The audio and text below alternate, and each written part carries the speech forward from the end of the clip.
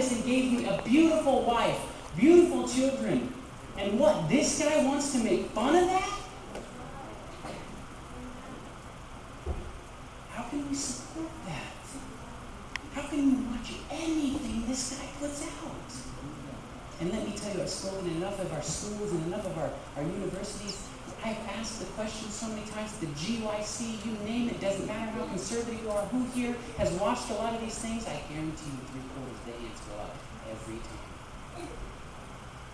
And you don't wonder why so many people are leaving the church? So many people like me?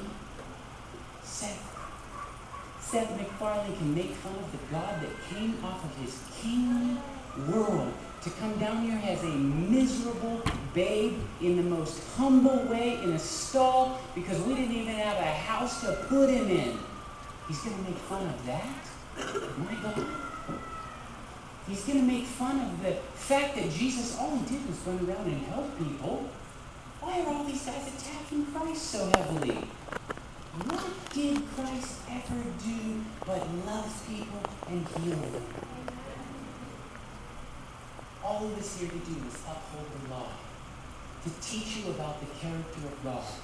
And Hollywood is slamming the character of God over and over and over again. It's not just cartoons, it's a lot of things. It's the music, it's the magazines, it's the you name it, they are attacking it. My God died my death. He sat on that cross, which I should be sitting on. Every single time I sin, and let me tell you, we are all sinners. Every time I'm nailing his hand to that cross. Every time he had to die for me.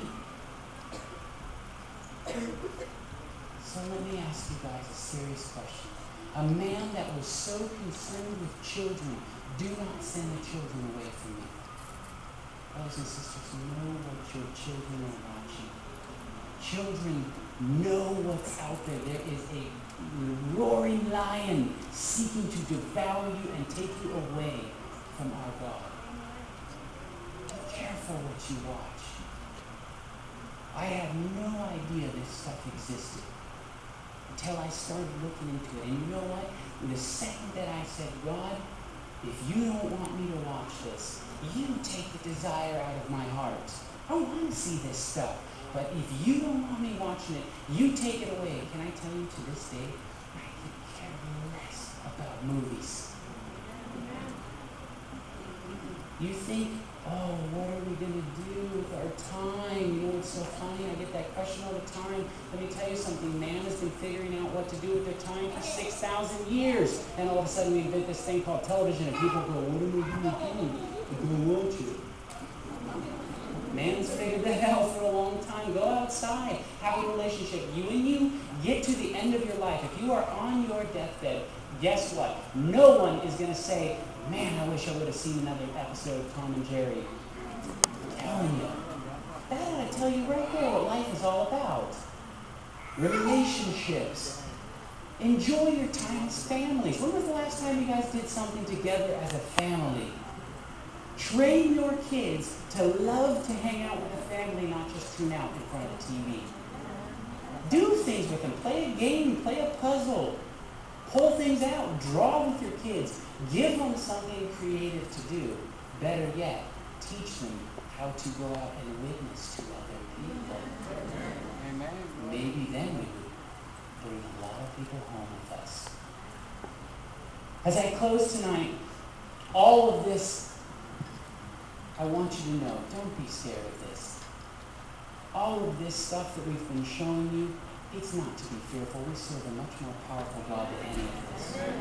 I have filled my head so full of this garbage, and God has, by his grace, has taken that away from me.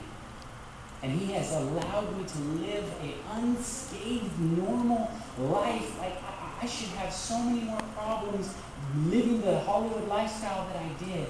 And God has quickened my mind, quickened my understanding. He can take the desire away, he can take the thing away, but you know what the key difference is? You have to tell God, Lord, I give you permission to work in my life. You know why I'll never stand here and tell you guys to bring your DVDs and let's set them up here and have a bonfire? As much as I'd love to do that, you'll never hear that come out of my mouth. Why? Because I'm not here to tell you what to do, other than one thing. Get in the habit of asking God what He wants you to do.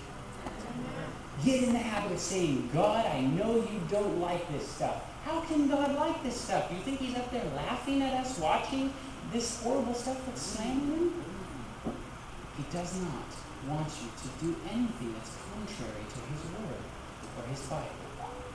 So as we bow our heads, I would like those of you, everyone bow your head in this room. I'm not going to make a big public call. I'm not going to tell you to come up here and do anything. But what I am going to tell you to do is as we bow our heads and as we say this prayer, I want you, if you are seriously desiring to have cleanliness in your life, seek righteousness, have all these characteristics and reflect the character of God in your life, I want you to simply raise your hand. That's all that God needs to see. That's all that God needs to see. Let's bow our heads for a word of prayer. Dear Lord, I thank you so much for this time. I thank you for everyone in this room that has heard this message.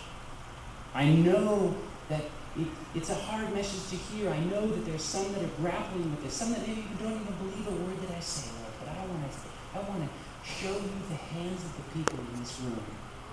As they're being raised right now, Lord, they are being raised for you to come into their lives and powerfully make changes that only you are desirous to make in our lives.